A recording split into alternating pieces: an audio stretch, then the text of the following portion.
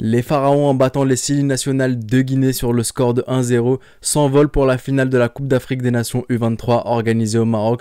Les Pharaons s'envolent pour une deuxième finale consécutive. Après 2019, c'est maintenant 2023. Et les Pharaons, l'Égypte, ces joueurs-là, sont d'office qualifiés pour les Jeux Olympiques 2024 organisés à Paris. En ce qui concerne la Guinée, son destin est entre ses mains toujours. Le match Mali-Maroc n'a pas encore débuté. Je ne sais pas qui sera l'adversaire de la Guinée lors du match pour la troisième place et qui qualifiera une troisième équipe africaine aux Jeux Olympiques. En tout cas, leur destin est entre leurs mains. Ils ont une très très bonne équipe. Ils ont une équipe solide, mais malheureusement pour eux et heureusement pour moi, ils ont fait face à celui dont on doit redouter en sélection nationale égyptienne U23. Ce n'est pas Ibrahim Adel du tout. Si vous pensez que c'était Ibrahim Adel, vous vous trompez. Celui qu'il faut redouter en sélection nationale égyptienne U23, c'est bien le gardien, le meilleur gardien des phases de groupe, le meilleur gardien pour moi jusque-lors dans la compétition, Hamza Alaa. Et si vous pensiez ne plus jamais revoir Messi et Agüero jouer dans la même équipe, sachez qu'en Égypte, c'est pas impossible. En Égypte, on peut même faire jouer Maldini et Beckenbauer dans la même équipe. Donc tenez-vous prêts, restez branchés les gars. En tout cas, hard luck à la Guinée. Cette Guinée qui malheureusement a fait face à une équipe égyptienne qui a retrouvé un de ses éléments principaux au milieu de terrain, Mohamed Chahata, qui au bout de la 8e minute marque un but en dehors de la surface. A noter que les 3 buts dans le jeu, hors le penalty d'Oussama Fessa, les 3 buts dans le jeu des Pharaons sont des buts inscrits en dehors de la surface. À croire que l'Égypte a énormément de mal à l'intérieur de la surface. Maintenant, le truc, c'est que l'Égypte, tout comme contre le Mali, a marqué extrêmement tôt, ce qui fait que naturellement, ils ont fermé le match, ils ont bloqué absolument tout, et dès lors que tu as un gardien XXL dans les cages, pour la Guinée, ça a été extrêmement compliqué. Je pense pas que la Guinée aurait pu faire autre chose de plus que ça, malheureusement pour eux, heureusement pour nous. Ils ont tout donné, ils ont lâché tout ce qu'il y avait à lâcher. Maintenant, ils ont fait face à une équipe, je dirais pas qui était solide derrière, absolument pas, on n'a pas été solide pour le coup, et ça, c'est très très grave. Mais en tout cas, ils ont fait face à un gardien XXL et un gardien sur qui on pourra compter lors de la finale et sur qui on pourra compter pendant encore longtemps. Le problème avec cette équipe égyptienne maintenant, et c'est ce qui me fait très peur, c'est un petit côté rassurant mais qui me fait peur, c'est quand on marque trop tôt, pour moi, on n'arrive pas à défendre, on n'arrive pas à subir. On n'encaisse aucun but, c'est une réalité, mais dans le fond, comment on subit, on a beaucoup de mal. On ne sait pas subir le pressing adverse, c'est extrêmement compliqué. Les passes, je me dis, soit c'est des passes sous pression, soit ils ont aucun QI football. Je préfère l'option QI football parce que des fois les passes, elles ont aucun sens honnêtement.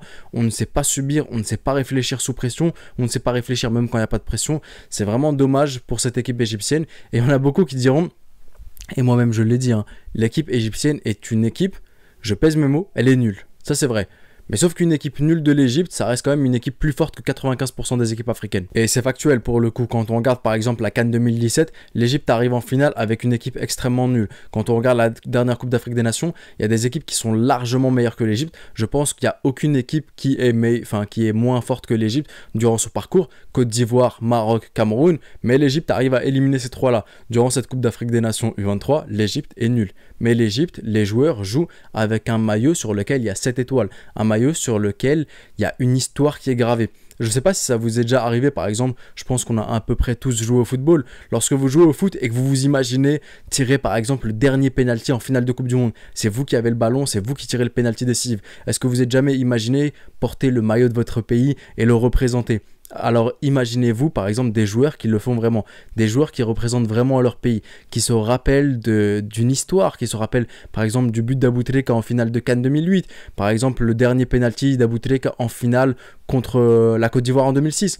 Pas mal de choses comme ça qui font qu'il y a une histoire sur ce maillot-là qui transcende les joueurs et qui leur donne une envie comme pas possible. Maintenant, niveau technique, je suis désolé, mais on est à la ramasse. Et pour les Jeux Olympiques, il va falloir vraiment trouver de très très bons éléments qui vont accompagner cette équipe. Et j'en ferai même une vidéo, mon 11 pour les Jeux Olympiques 2023, qui seront les 3 joueurs que j'ajouterai à cet effectif, parce que cet effectif-là, il aura beaucoup de mal. Mais sinon, dans l'ensemble, même si c'est un effectif qui n'est pas toujours très intelligent, même si je vois énormément de lacunes dans cet effectif, c'est des joueurs qui ont énormément d'envie, c'est des joueurs qui ont des qualités, c'est des joueurs qui, sur un éclat de génie, peuvent faire quelque chose. Il y a des entrées en jeu qui sont pertinentes. Pour moi, Moustapha Saad Messi, pour moi, c'est clairement le super sub qu'il faut à cette sélection nationale. Il est incroyable, et Ahmed Aïd nous a fait énormément de bien. Lui et Mohamed Chahat, leur retour ont fait beaucoup de bien à cette sélection nationale. Maintenant, il y a quand même quelques petits trucs que j'arrive pas à concevoir. Des mecs qui ont plus de 20 ans, pour la plupart ils ont plus de 20 ans dans cette équipe, ils commettent des fautes, des relances complètement hasardeuses et catastrophiques, des choix devant le but qui sont complètement discutables. Même Ibrahim Adil, j'ai été déçu parce que pour moi c'est l'exemple de cette équipe là, c'est le capitaine, et sur pas mal de contrôles il est complètement à côté. Lors de la première mi-temps on peut mener honnêtement 2-3-0, mais malheureusement il y a des contrôles, il y a un dernier geste qui ne va toujours pas. Par rapport au dernier match, j'ai moins de critiques à faire pour le coup. De toute façon, on est qualifié aux Jeux Olympiques, on est qualifié à la finale. Il y a déjà pas mal d'objectifs qui sont réglés, mais il y a le dernier objectif que je vous avais dit.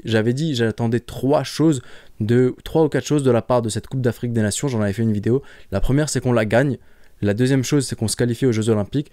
Troisième chose, c'est qu'on ait des joueurs pour l'équipe A. Et malheureusement, de ce que je vois là, mis à part Hamza Aleh au cage et Ibrahim Adil, je trouve qu'il n'y a pas tant de joueurs que ça qui peuvent aller en équipe A malheureusement. Et ensuite, l'un des derniers trucs, c'était que les joueurs brillent et qu'ils puissent ensuite être recrutés, qu'il y ait des scouts durant cette compétition et qu'ils puissent être recrutés pour aller en Europe. Mais malheureusement, de ce que je vois, mis à part Ibrahim Adil et Hamza Aleh, comme je vous ai dit, je pense pas que les scouts soient totalement satisfaits de la part des joueurs égyptiens. Donc voilà tout ce que j'avais à dire, j'ai plus grand chose à dire pour ce débrief là, même s'il y a toujours ce manque de finition, ce dernier geste qui est mauvais, ce dernier contrôle qui est mauvais de la part de pas mal de joueurs qui fait que l'Égypte ne marque pas plus de buts et c'est vraiment dommage. Une défense complètement à la ramasse, un milieu de terrain qui a peut-être de l'envie mais un QI football très très faible, des relances faibles, ils se mettent tous en danger, ils se mettent eux-mêmes en danger, ils mettent leurs coéquipiers en danger, c'est vraiment dommage, mais en tout cas une équipe qui est qualifiée pour les Jeux Olympiques, qui est qualifiée pour la finale, et surtout une équipe qui est la seule durant cette compétition à toujours avoir encaissé aucun but. 0 but encaissé par l'Égypte, plutôt pas mal. Là, ça fait 5 buts inscrits ou 4 buts inscrits. On en a un contre le Mali, 2 contre le Gabon, 1 contre la Guinée, 4 buts inscrits, 0 but encaissé. Plutôt pas mal, mais il ne faut pas vraiment se fier aux 0 but encaissés. Ça ne dépend que d'un gardien solide et pas du tout d'une défense qui, pour le coup, est la plupart du temps à la ramasse. En tout cas, on a beaucoup d'âmes, je vois beaucoup d'âmes, mais malheureusement, le niveau ne suit pas pour la sélection nationale égyptienne. Mais en tout cas, on y arrive et que dire? Qu'imaginer si l'équipe égyptienne était forte, qu'est-ce qu'elle ferait? Déjà qu'elle est nulle, elle élimine tout le monde, elle bat tout le monde, quasiment tout le monde plutôt. Alors j'imagine pas si elle était forte.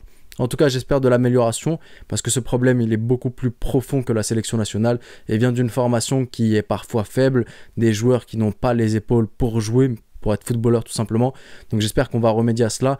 Merci à Rui Vitória, le sélectionneur de la sélection nationale A, qui a été présent, qui a encouragé les joueurs. Merci à lui.